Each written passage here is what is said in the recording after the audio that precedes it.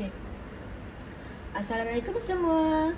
Hai Fatin, hai Aira. Terima kasih sebab sudi luangkan masa hari ini. Hari ini kita akan sembang santai sikit berkenaan dengan Malaysia Madani. Semua ready tak? Waalaikumsalam Izzah. Ready je. Tak sabar nak kongsi. Betul tu. Terima kasih Izzah sebab jemput kami. Okey, mari kita teruskan. Fatin, boleh tak Fatin explain sikit apa yang dimaksudkan dengan Malaysia Madani ni?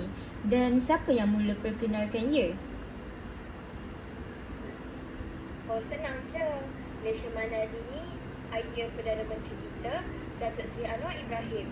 Dia lancarkan gagasan ni awal tahun 2023. Madani ni maksudnya kita nak bina Malaysia yang maju, tapi rakyatnya masih berpegang pada nilai kemanusiaan, hormat, ihsan, keadilan dan kesejahteraan. Pendek kata, bukan maju semata-mata, tapi maju yang ada hati dan nilai. Wah, bagus Fatin. Jelas betul. Okey, Aira, soalan kedua. Macam mana Malaysia Madani ni boleh bantu hidup kita ni menjadi lebih baik? Bagi saya, Malaysia Madani ni bantu rakyat hidup lebih selesa sebab kerajaan fokus pada keadilan, jaga kebajikan rakyat, kurangkan rasuah dan pentingkan alam sekitar. Jadi, kalau semua jalan lancar, rakyat akan berdepan, keselamatan hidup terjaga dan kita semua boleh rasa aman, sejahtera dan selamat. Wow, mantap gila jawapan Aira. Okey, last soalan. Dua-dua boleh jawab. Okey, pada pendapat korang lah kan, apa peranan rakyat dalam nak menjayakan Malaysia Madani ni? Siapa boleh jawab?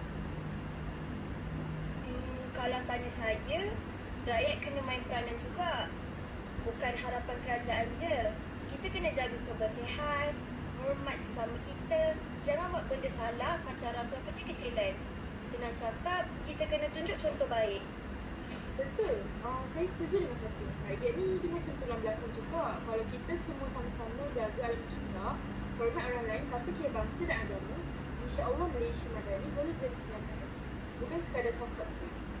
Wow, bagus sangat jawapan korang. Terima kasih Fatin, Aira.